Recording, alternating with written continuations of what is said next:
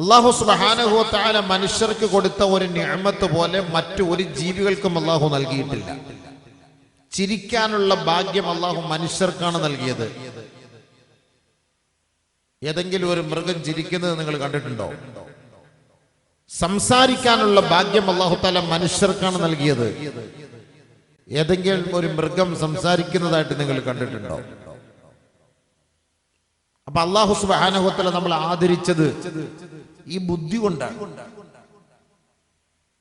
ഒരിക്കൽ നബിയുനാ റസൂലുള്ളാഹി സ്വല്ലല്ലാഹു അലൈഹി വസല്ലമ തങ്ങൾ പരിശുദ്ധമായ കഅബയെ തവാഫ് ചെയ്യുമ്പോ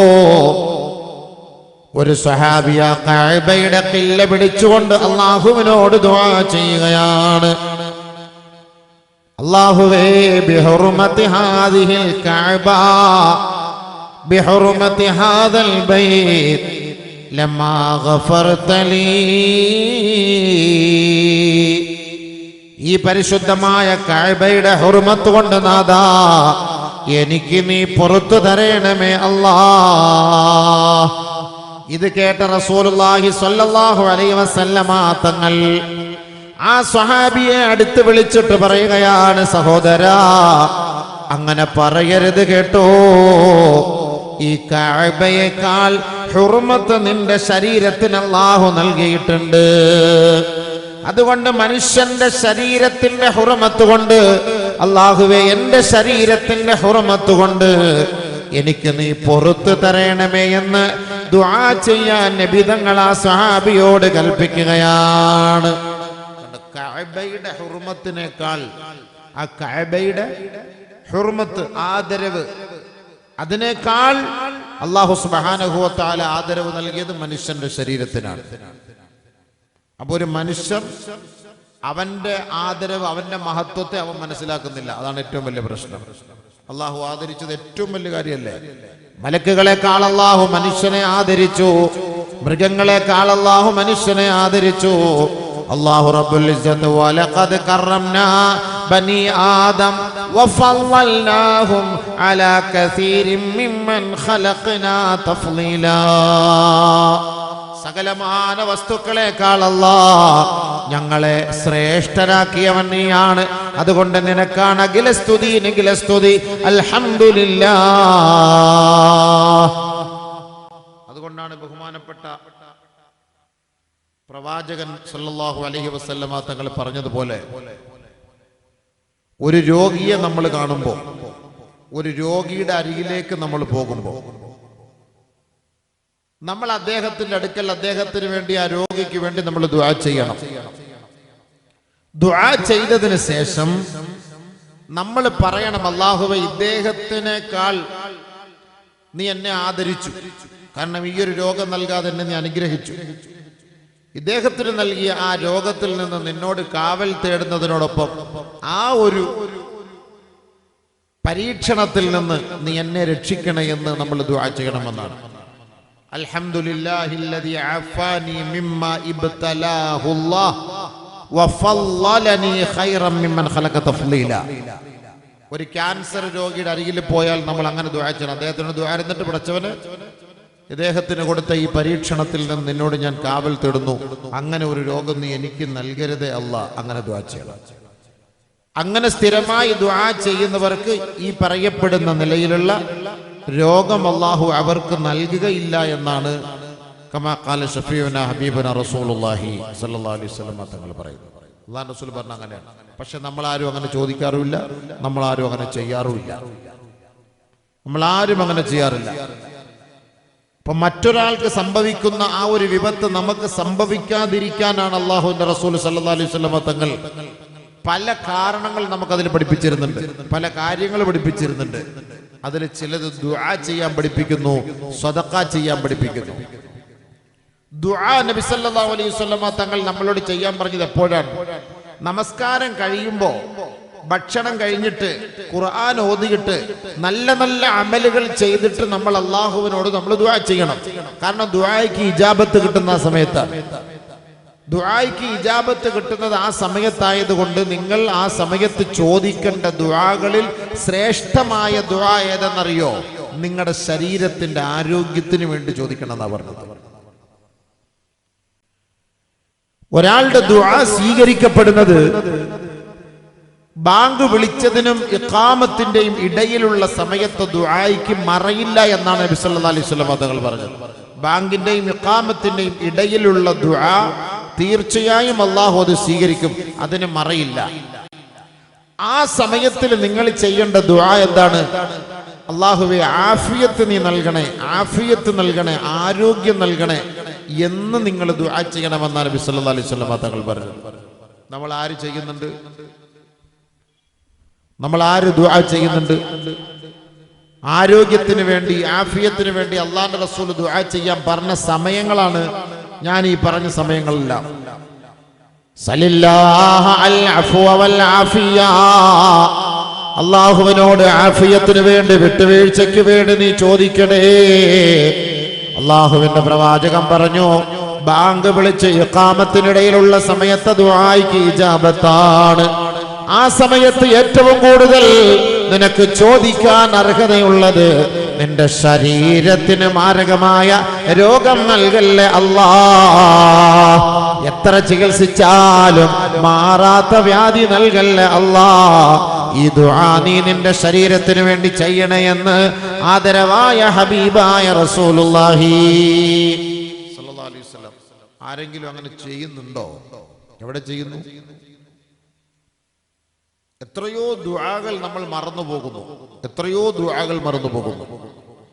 മക്കൾ ഇന്ന് പിഴച്ചു പോകുന്നു. ഒരുപാട് ചെറുപ്പക്കാർ കഞ്ചാവിന് അഡിക്റ്റാണ്. നമ്മുടെ നാട്ടിൽ തന്നെ ഇപ്പൊ ഒരു വാളിന്, ഞാനിപ്പോ 3 മാസമായി വാള് തുടങ്ങിയിട്ട് ഓരോ ദിവസം പരിപാടിയാണ്. അപ്പൊ ഇത് കഴിഞ്ഞ നേരം വയനാട്ടിലേക്ക് പോവാണ്. ഒരു സദസ്സിലും ഈ കിളവന്മാരല്ലാതെ ചെറുപ്പക്കാരെ കാണാനില്ല.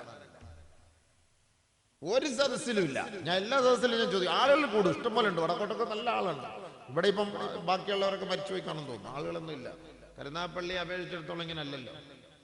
ആളുകൾക്കൊന്നും വാളിനോടൊന്നും താല്പര്യമില്ല. ബീവേ ഈ വാളൊന്നും വെക്കണം. ഞാൻ എവിടെയോ പ്രസംഗിച്ചെടുത്ത് കട്ട് ചെയ്തിട്ട് ഇപ്പം ആരോ അതിനകത്ത് എടുത്തിട്ട് കളിക്കുന്നുണ്ട്. അങ്ങനെയെങ്കിൽ നമ്മുടെ കുറച്ച് കാഷ്ടം തിന്ന് ജീവിക്കുന്നവർ ജീവിച്ചോട്ടെ, അത് നമുക്ക് പ്രശ്നമൊന്നുമില്ല. അങ്ങനെ അവൻ്റെ വയറ്റിപ്പിഴപ്പാണ്. ഞാൻ ഈ യൂട്യൂബിലെ പൈസ ഇന്ന് വരെ ഞാൻ ഉപയോഗിച്ചിട്ടുമില്ല, മരിക്കുന്നവരെ ഉപയോഗിക്കുകയില്ല. അതുകൊണ്ട് ഇതിൽ നിന്ന് കട്ട് ചെയ്തിട്ട്, അല്ലെങ്കിൽ എൻ്റെ വാള് ഞാൻ ഡെഡിക്കേറ്റ് ചെയ്തിട്ട്, ഷെയർ ചെയ്തിട്ട്, ലൈക്ക് അടിച്ചിട്ട്, സബ്സ്ക്രൈബ് എല്ലാവരും ചെയ്യുന്നു പറഞ്ഞിട്ടൊന്നും ഞാൻ പറയാറില്ല. ആ പൈസ ഞാൻ തിന്നാറുമില്ല. അതൊന്നും നമുക്ക് ഹലാലായ പൈസയല്ല. ഞാൻ മസാലകളൊക്കെ നിങ്ങൾ പോയി ചോദിച്ചോളി, വാങ്ങുന്നവരടുത്ത് പോയി ചോദിച്ചോളി എന്നെ മസാല എന്താണെന്നുള്ളത്. എന്തായാലും നാളെ അള്ളാന്റെ അടുക്കൽ നമുക്ക് സമാനം പറയണ്ടല്ലോ. അപ്പൊ അതുകൊണ്ട് ഇതിന്റെ അപ്പുറത്തും ഇപ്പുറത്ത് കട്ട് ചെയ്തിട്ട് ഇങ്ങനെ സംസാരിക്കും. ഞാൻ ഇപ്പൊ കഴിഞ്ഞ ദിവസം കാസർഗോഡ് പ്രസംഗിച്ചപ്പോൾ ഞാൻ പറഞ്ഞു, ഇപ്പൊ ആളുകൾക്ക് വാളിനോട് കമ്പമില്ല. അവർക്ക് താല്പര്യം എന്താ? കളി, ചിരി. വലിയൊരു ഫുട്ബോൾ വെക്കി, ഒരു ഫുട്ബോൾ വെക്കി, ആള് കൂടും. ഒരു ഗാനമേള വെക്കി, ആള് കൂടും. ഒരു ഡാൻസ് വെക്കി, ആള് കൂടും.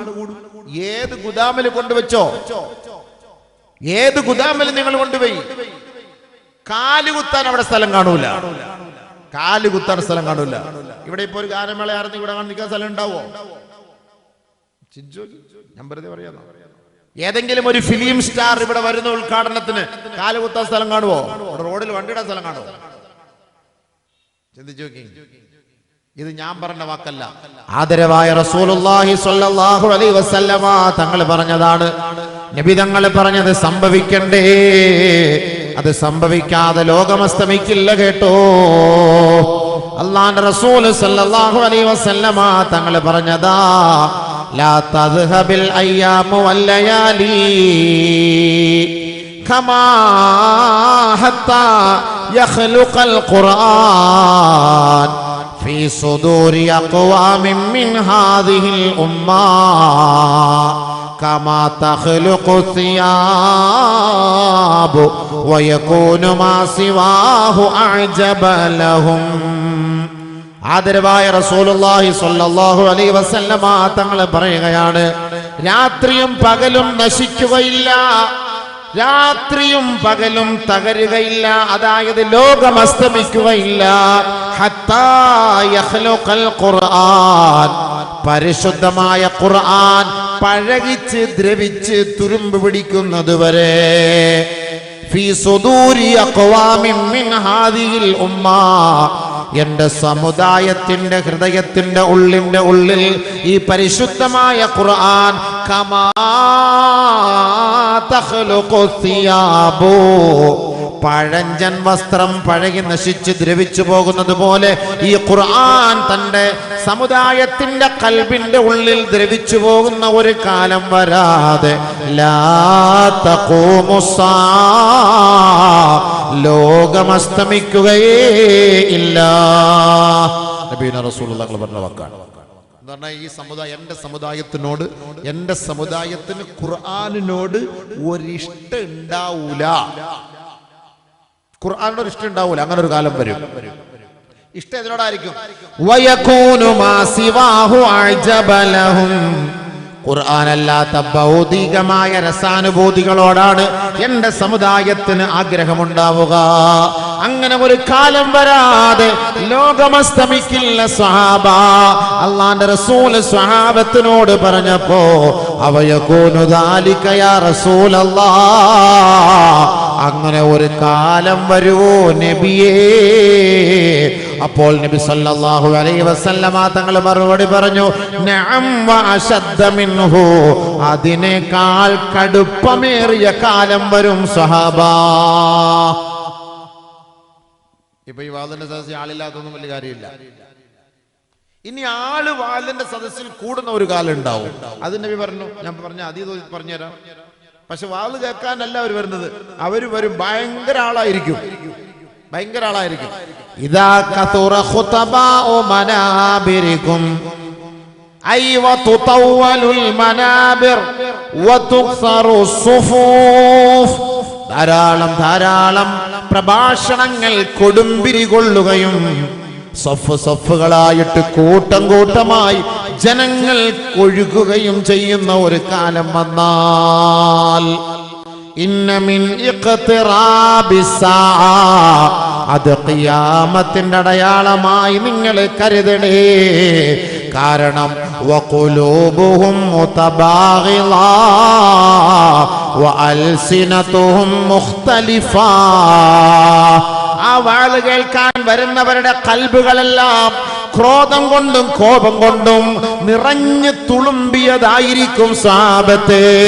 അവർ വാള് കഴിഞ്ഞങ്ങോട്ടിറങ്ങിയാൽ വഅൽസിനതുഹും മുഖ്തലിഫാ, അവരുടെ നാവുകളുടെ ചർച്ച വിഭിന്നമായ ചർച്ചകളായിരിക്കും കേട്ടോ. ശരിയല്ലേ? ഇത് നാവ് കൊണ്ട് ചർച്ച ചെയ്യണ്ട. കമന്റ് അടിക്കുന്നത് എന്താ? ഈ വാളിന്റെ താഴോട്ടാണ്. ഇപ്പൊ ഈ വാളിന്റെ സൈറ്റ് എടുത്ത് വെച്ചിട്ട് എന്നെ അടിയിലോട്ട് നോക്ക്. അപ്പൊ നമുക്കെതിരെ ബോംബ് വിട്ടുകൊണ്ടിരിക്കുന്നതാണ് ഓരോരുത്തർ. ആലിമ്യങ്ങൾ പറയുമ്പോൾ അതിനെതിരെ താഴെ ഇങ്ങനെ കമന്റ് വിട്ടുകൊണ്ടേയിരിക്കും. ആളുകൾ കമന്റ് വിട്ടുകൊണ്ടേയിരിക്കും. അങ്ങനെ ഇത് ഞാനിങ്ങനെ പറഞ്ഞാണ് ആരോ കമന്റ് വിട്ടു, മൊയ്ലിയാരെ ഇപ്പൊ ഒന്നും വാളിനൊന്നും ആളൊന്നും കൂട്ടില്ല, നിങ്ങളൊക്കെ കള്ളത്തരമൊക്കെ ജനങ്ങൾക്ക് മനസ്സിലായി, നിങ്ങളുടെ കള്ളത്തരമൊക്കെ ജനങ്ങൾക്ക് മനസ്സിലായി. ആ പറഞ്ഞവൻ ശൈത്താനായി. കാരണം ഞാൻ ഹദീസ് ഓതിയത് കള്ളത്തരം എന്ന് പറഞ്ഞവൻ ഏറ്റവും വലിയ കള്ളനായി. ഹദീസ് ഓതിയിട്ട് പറഞ്ഞത് ഇത് കള്ളവാണെന്ന് പറഞ്ഞവൻ ആരായി? ഏറ്റവും വലിയ കള്ളനായി. അള്ളാഹു നമ്മളെ കാത്തുരക്ഷിക്കട്ടെ. നബി സല്ലല്ലാഹു അലൈഹി വസല്ലമ തങ്ങളെ പറഞ്ഞ യാഥാർത്ഥ്യം. ഒരുപാട് ആളുകൾ കൂടിയൊരു സമയമില്ലായിരുന്നു വേദന. എന്തായിരുന്നു സംഭവം? ഇവ വടക്കുമില്ല, ഇപ്പൊ തെക്കുമില്ല, പടിഞ്ഞാറുമില്ല, കിഴക്കുമില്ല, എല്ലാം ഇങ്ങനെ തന്നെയുള്ളൂ. പിന്നെ പണ്ട് പോലെ എനിക്കൊരു കസ്റ്റമർ ഉണ്ട്, അത് ഇങ്ങനെ തന്നെയാണ്. പണ്ട് മുതൽ ഇങ്ങനെ തന്നെയാണ് കേട്ടോ. ആ കസ്റ്റമർ ഇപ്പോഴും കാണും, മരണം വരെ കാണുമെന്ന് പ്രതീക്ഷിക്കാം. പിന്നെ നമുക്ക് ഈ വലിയ ആളിന്റെ മുന്നിൽ കിടന്ന് അടിച്ചു പൊളിച്ച് പ്രസംഗിക്കുന്ന ശൈലിയൊന്നും അബൂബക്കറിനെ അപേക്ഷിച്ചിടത്തോളം ഇല്ല. 10 പേര് മതി. 10 പേര്. തിൽക്കാശർത്തും കാമില. ഇൽമു കേൾക്കാൻ വരുന്നവർക്ക് വിളമ്പി കൊടുക്കുക, ഭക്ഷണം വിശക്കുന്നവന് ഭക്ഷണം കൊടുക്കുക എന്നുള്ളതാണ്. അല്ല ഇവിടെ മൊത്തം അടിച്ച് തിരിഞ്ഞ് ഗ്രൗണ്ടൊക്കെ നിറച്ച് പടക്കം പൊടിച്ചിട്ട്. ഇത് ബാല് കേൾക്കാനല്ല. ഈ ഉമ്മത്ത് നന്നാവേ ഇല്ല. ആര് നന്നായി പറ ഹബീബേ? ആര് നന്നായി? എന്തായിരുന്നു ബാല്? 10,000 പേരുടെ മുന്നിൽ പ്രസംഗിച്ചിട്ടുണ്ട് ഞാൻ. 10,000 കണക്കിൽ 8,500 കസേര സംഘാടകരെടുത്ത ചരിത്രമുണ്ട്. എനിക്ക് മാത്രമല്ല, ഇവിടുത്തെ ഓരോ പ്രാസംഗികമാർക്ക് 30,000 കസേര അവരെടുത്ത് ഫുൾ ആളുണ്ടായിരുന്നു. ഈ വാല് കെട്ടി ഉമ്മത്ത് നന്നായിരുന്നെങ്കിൽ കേരളം ഇപ്പൊ എന്തായാലും മക്കയായാലും. കേരളം മക്ക മദീനയായി മാറിയത്. ഇത്രയും പേര് വല്ല നന്നായി വല്ല മാറ്റം ഉണ്ടോ? ഏറ്റവും കൂടുതൽ ഇപ്പൊ കഞ്ചാവ് കച്ചവടക്കാണ് നമ്മുടെ കൗണ്ട്. ഈ അടുത്ത സമയത്ത് ഇന്നലെ പിടിച്ചാരാ? ഇത്രയും താടിയുള്ള ഒരു കളവൻ, തൊപ്പിയും വെച്ചിട്ട് ഇത്രയും ദാടിയുണ്ട്, തൊട്ടടുത്ത് ശിഷ്യൻ തൊപ്പിയുണ്ട്, ദാടിയുണ്ട്. ഷേഖും മുരീദും കൂടി 12 കിലോ കഞ്ചാവ് കടത്തുമായിരുന്നു, പൊക്കി. ഇത്രയും ദാടിയുണ്ട്. പത്രത്തിൽ കണ്ടാരല്ലോ? കണ്ടെന്ന് നിങ്ങളാരെങ്കിലും ഒരാൾ പറയുമ്പോഴേ എനിക്ക് മനസ്സമാധാനം, അല്ലെങ്കിൽ ഞാൻ ഇത് തള്ളിയിട്ട് പോയെന്ന് പറയും. ഇപ്പൊ തള്ളാൻ പറ്റൂലല്ലോ, ഈ സാമാനം ഇരിക്കല്ലേ. ഈ സാമാനം ഇരിക്കുമ്പം സത്യാവസ്ഥ മുസ്ലിയാർ പറഞ്ഞില്ല എന്നുണ്ടെങ്കിൽ ഉടനെ ചോദ്യം ഉണ്ടാവുമല്ലോ, ഇത് എവിടെ നിന്ന് അയാൾ ഈ പറയുന്നത്, അല്ലെങ്കിൽ എവിടെ ഉണ്ട്, ചുമ്മാ തള്ളാതെ മൊയിലാരെന്ന് പറയും, അതും പറയും. അതുകൊണ്ട് ഈ സാധനം ഉള്ളതുകൊണ്ട് ഞാനതുകൊണ്ട് ധൈര്യമായിട്ട് പറയും. എൻ്റെ വിഷയത്തിൽ ഞാൻ പറയുന്നതിൽ ആർക്കെങ്കിലും സംശയം ഉണ്ടെങ്കിൽ അബൂബക്കറിനോട് ചോദിക്കുക. അത് വേറെ മൊയിലാരോടും കമൻ്റൊന്നും അടിച്ചിട്ട് കാര്യമില്ല, നേരെ ഇങ്ങോട്ട് ചോദിച്ചോളൂ. ഞാൻ പോകുന്നതിനുള്ളിൽ എന്നോട് ചോദിച്ചോളൂ ഇൻഷാ അല്ലാഹ്, അല്ലെങ്കിൽ മരിക്കുന്നതിനുള്ളിൽ ചോദിച്ചോളൂ, ഒരു കുഴപ്പമില്ല. ഞാൻ പ്രസംഗിച്ചാണെങ്കിൽ അതിന് ഞാൻ മറുപടി തരാം. അല്ല വേറെ ആരെങ്കിലും പ്രസംഗിക്കുന്നുണ്ടെന്ന് എനിക്ക് മറുപടി തരാനുള്ള അവകാശമില്ല. അത് അവരോട് പോയി ചോദിക്കുക, എന്റെ കാര്യം എന്നോട് ചോദിക്കുക. അപ്പൊ അതുകൊണ്ടാ പറഞ്ഞത് വഅദ് എന്ന് പറഞ്ഞാൽ നമ്മുടെ ഇപ്പൊ ഈ നാടെന്ന് പറഞ്ഞാൽ താച്ചമുക്ക, ഈ പരിസരം എല്ലാം മുസ്ലിങ്ങളാണ് അല്ലേ? ഈ പരിസരങ്ങളെല്ലാം മുസ്ലിങ്ങളാണ്, ഇവിടെ എല്ലാ മുസ്ലിം സഹോദരങ്ങളാണ്. അവര് വന്നാല് ഈ പരിസരത്ത് ഇത് പോരാ, ഇതുപോലെ ഇനി ഇതിന്റെ മുകളിലും കൂടെ വേണം കസേര. അതിലെ ഒരു 10% വന്നാൽ എനിക്കൊന്ന് ഇതൊന്നും ഇവിടെ ഉള്ളവരായിരിക്കുമല്ലോ, എനിക്ക് ഇച്ചിരി ദൂരത്തൊക്കെ വന്നവരായിരിക്കുമെന്ന് എനിക്ക് തോന്നുന്നത് കണ്ടിട്ട്. എന്തായാലും സുഹൃത്തുക്കളെ, സഹോദരങ്ങൾ, ഞാൻ തിരുവനന്തപുരത്ത് നിന്ന് ത്യാഗം സഹിച്ചു വരാൻ ഓടി വന്ന് എന്തിനാ അവിടെയൊക്കെ ഈ ആകെ ജുമാക്ക് മാത്രം ഒന്ന് പോയിട്ട് ഒരുപാട് പ്രശ്നങ്ങളൊക്കെ പരിഹരിക്കാനുണ്ട്.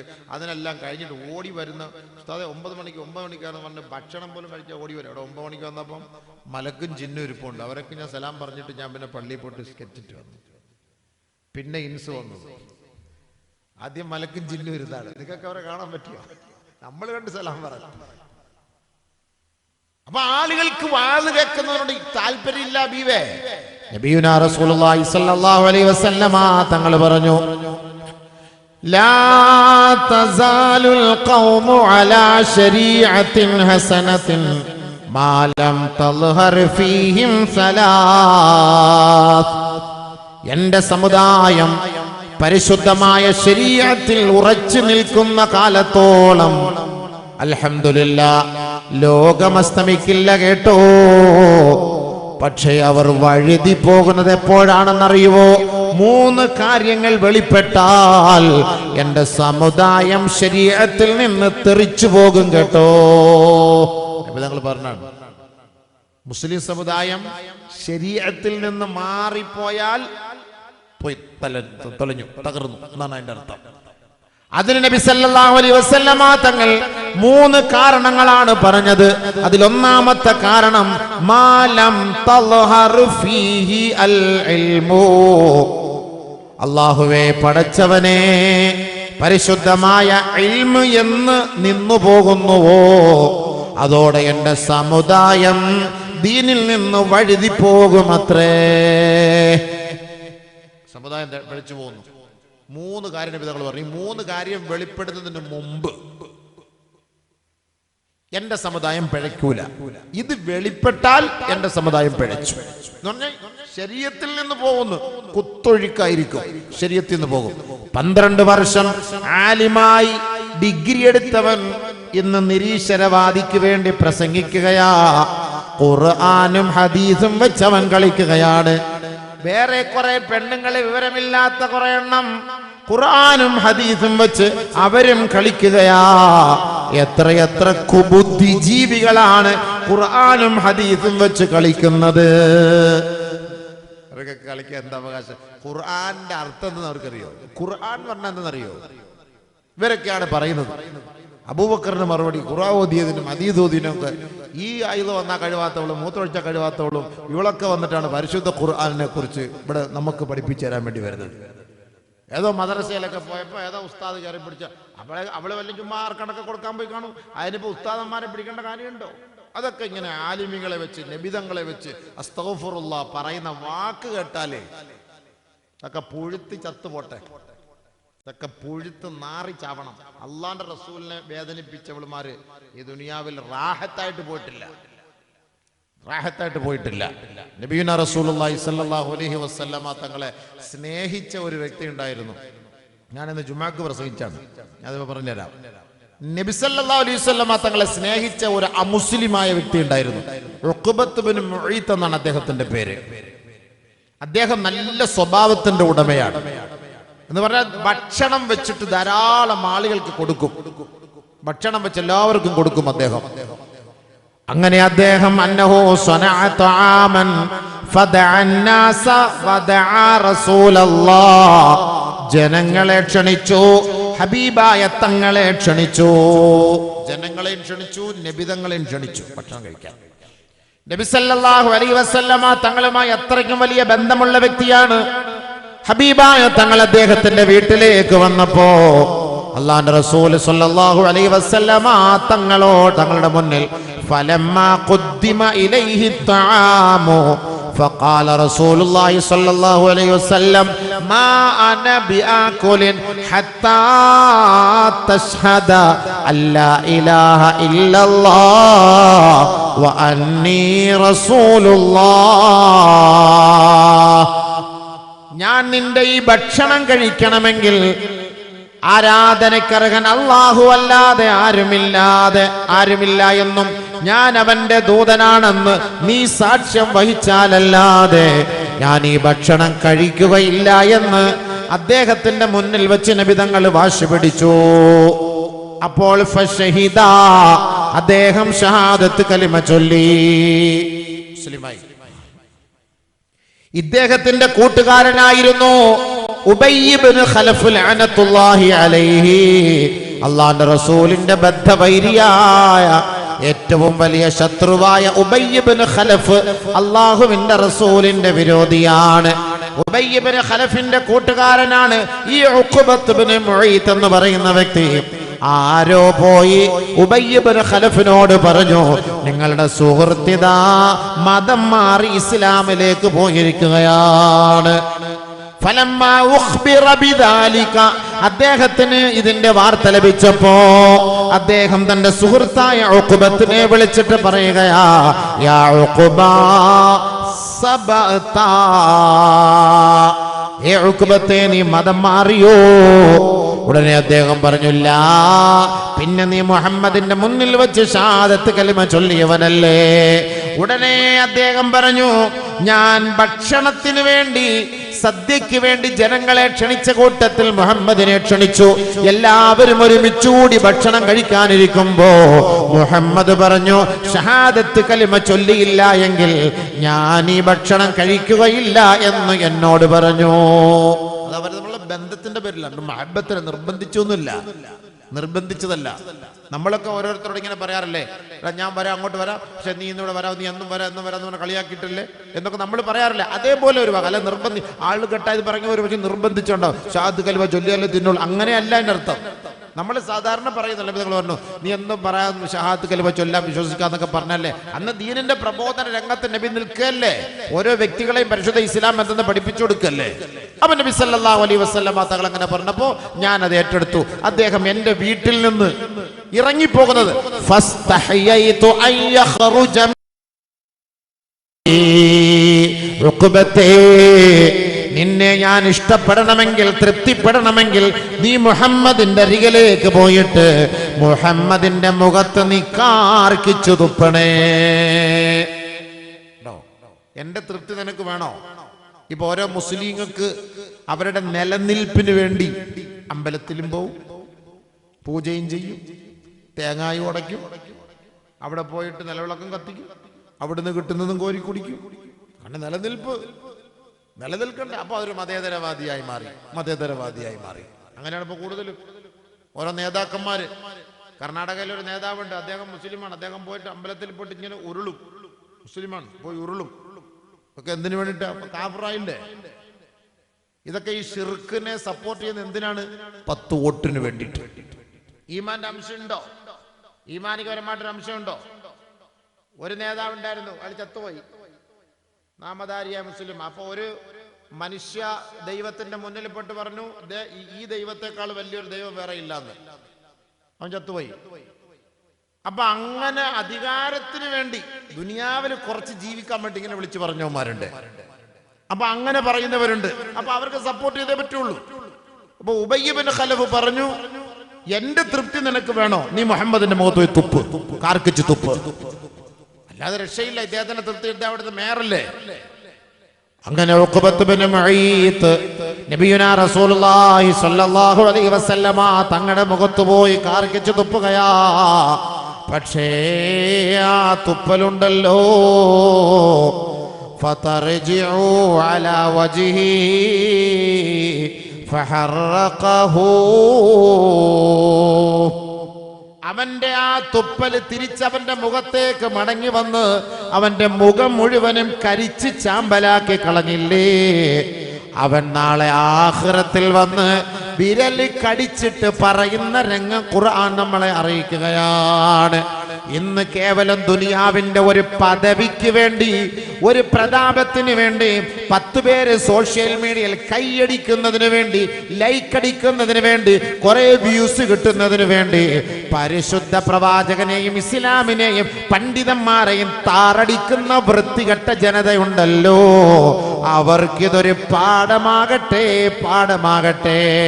ഹബീബായ തങ്ങളുടെ മുഖത്ത് കാർക്കിച്ചു തുപ്പിയവന്റെ മുഖം അല്ലാഹു ദുനിയാവിൽ വെച്ച് കരിച്ചു കളഞ്ഞെങ്കിൽ ഇവൻ നാളെ ആഖിറത്തിൽ വരുമ്പോ അവന്റെ വിലാപം പരിശുദ്ധ ഖുർആൻ തന്നെ വ്യക്തമാക്കുകയാ. അവൻ പറയുകയാണ്, വയൗമ യഅല്ലു ളാലിമു അലാ യദൈഹി യഖൂലു യാ ലൈതനി ഇത്തഖൽതു മഅർ റസൂലി സബീലാ യാ വൈലതാ ലൈതനി ലം അത്തഖിദ് ഫുലാനൻ ഖലീലാ لقد أضلني عن الذكر بعد إذ جاءني وكان الشيطان للإنسان خذولا. പരിശുദ്ധമായ ഖുർആനാണ്. ആ ഖുർആന്റെ ആയത്ത് ഇവന്റെ പേരിൽ ഇറക്കിയതാണ് കേട്ടോ. അതിൽ നിങ്ങൾ ഒരു സംശയവും വേണ്ട. ഹബീബിനെയും ശരീഅത്തിനെയും ആര് കളവാക്കിയോ, അതിനെ ആര് നിന്ദിച്ചോ, ദുനിയാവിൽ വെച്ചവർ അനുഭവിച്ചേ ചത്തുപോകൂ. പരിശുദ്ധ ഖുർആന്റെ വാക്യമാ, വയൗമ യഅല്ലു ളാലിമു അലാ യദൈഹി, അഹങ്കാരികളും തമ്മാടികളും നാളെ അവരുടെ വിരലുകൾ കടിക്കുന്ന ദിവസമുണ്ടല്ലോ. യഖൂലു, അവർ പറയുമത്രേ, യാ ലൈതനി ലം അത്തഖിദ് ഫുലാനൻ ഖലീലാ. പടച്ചവനേ, ഭൗതികമായ രസത്തിനു വേണ്ടി, ഭൗതികമായ പദവിക്ക് വേണ്ടി, ക്ഷണികമായ നൈമിഷികമായ ഒരധികാര കസേരയ്ക്ക് വേണ്ടി അല്ലാഹുവിന്റെ റസൂലിനെയും ദീനിനെയും തള്ളിപ്പറഞ്ഞവനാണ് ഞാൻ, തള്ളിപ്പറഞ്ഞവളാണ് ഞാൻ. അല്ലാഹുവേ, ലഖദ് അളല്ലനി അനി ദിക്രി ബഅദ ഇദ് ജാഅനി. പരിശുദ്ധമായ ദീന് അത് സത്യമാണെന്ന് മനസ്സിലായിട്ട് ഞാൻ പിഴച്ചു പോയല്ലോ അല്ലാ. പിശാചിത ഞങ്ങളെ കൈവിട്ട് കളഞ്ഞല്ലോ അല്ലാ. അന്ന് ആ പ്രവാചകനെ ഞങ്ങൾ സത്യസന്ധനായ പ്രവാചകനായി അംഗീകരിച്ചിരുന്നുവെങ്കിൽ, ആ പ്രവാചകൻ പരിചയപ്പെടുത്തിയ ഏകനായ റബ്ബിനെ അവനല്ലാതെ ആരാധ്യനില്ല എന്ന് ഞാൻ അന്ന് മനസ്സിലാക്കിയിരുന്നെങ്കിൽ ഇന്ന് എൻ്റെ വിരലുകൾ കടിക്കേണ്ട ഗതികേട് വരുമായിരുന്നില്ലല്ലോ. ഞങ്ങളെ പിഴപ്പിച്ച് കളഞ്ഞത് ദുനിയാവിലെ ഞങ്ങളുടെ നേതാക്കന്മാരാണ്. ആർക്കെല്ലാം എതിർക്കാൻ പറ്റുമോ? ദീനല്ല അവർക്ക് വലുത് ഹബീബേ, ദീനല്ല വലുത്. അതുകൊണ്ട് പരിശുദ്ധ ദീനിനെ കളവാക്കി പൈസ ഉണ്ടാക്കുന്നവൻ, പരിശുദ്ധ ദീനിനെയും ഹദീസുകളെയും ഉലമാക്കളെയും പണ്ഡിതനെയും പ്രവാചകനെയും ഒക്കെ സോഷ്യൽ മീഡിയയിലിട്ട് നാണം കെടുത്തിയിട്ട് പണം ഉണ്ടാക്കുന്നവൻ നല്ല രീതിയിൽ ചത്തുപോവില്ല കേട്ടോ, ചത്തുപോവില്ല, പുഴുക്കും. അതാ പറഞ്ഞത് ഖുർആന്റെ ആയത്തായത്. എത്ര സംഭവം ഞാൻ പറഞ്ഞറിയാം, എനിക്കറിയാം, ഞാൻ കണ്ട സംഭവങ്ങളൊക്കെ ഒരുപാടുണ്ട്. എന്തിനാ പറയുന്നതൊക്കെ? ആലിമീങ്ങൾ ഇതെടുത്ത് പറയുന്നു എന്നേ ഉള്ളൂ. ഈ ഹദീസുകൾ ആരുടേതാ? നബിതങ്ങളുടെ റിസാലത്തിന്റെ നബുവത്തിന്റെ നാവ് കൊണ്ട് പറഞ്ഞതാണ്. ഉലമാക്കൾ ഇത് പറയുന്നു എന്നേ ഉള്ളൂ. അതുകൊണ്ട് ഉലമാക്കളെ കുറ്റം പറയണ്ട. നമ്മൾ വലിയ തകഞ്ഞവരൊന്നുമല്ല. ആദരവായ റസൂലുള്ളാഹി തങ്ങൾ പറഞ്ഞ ഒരു ഹദീസ് കൂടെ കേട്ടോ. യഅതി അലന്നാസി സമാൻ, ഒരു കാലം എൻ്റെ സമൂഹത്തിന്റെ മേൽ സംജാതമാകും. ലാ യുത്തബഉ ഫീഹി അൽ ആലിമു, അന്ന് ആലിമീങ്ങൾ പറയുന്ന വാക്കുകൾ ഈ സമുദായം കേൾക്കില്ല കേട്ടോ. വലാ യുസ്തഹിയാ ഫീഹി മിനൽ ഹലീം, ഉലമാക്കളെ ബഹുമാനിക്കുന്ന ആണും പെണ്ണും അന്നുണ്ടാവില്ല കേട്ടോ. ശരിയല്ലേ? ശരിയാണോ? നിങ്ങളിപ്പോ ഭരണിക്കാവി ഇരിക്കുന്നുണ്ടെങ്കിൽ നിങ്ങളടുത്ത് ചോദിക്കാൻ പറ്റുന്നില്ല. ഇവിടെ അടുത്തായിരുന്നെങ്കിൽ നിങ്ങളുടെ മുഖത്തേക്ക് നോക്കിയിട്ട് ഞാൻ ചോദിച്ചതിന് ശരിയായിരുന്നോ. ഇങ്ങനൊന്ന് വാതിനൊക്കെ അടുപ്പിച്ചിരുത്തണം. സ്റ്റേജിനോട് ഉസ്താദിനോട് അടുത്തിരിക്കുമ്പോഴേ നമ്മുടെ കൽബും സാമ്യങ്ങളുമായിട്ടൊരു ബന്ധം ഉണ്ടാവുള്ളൂ.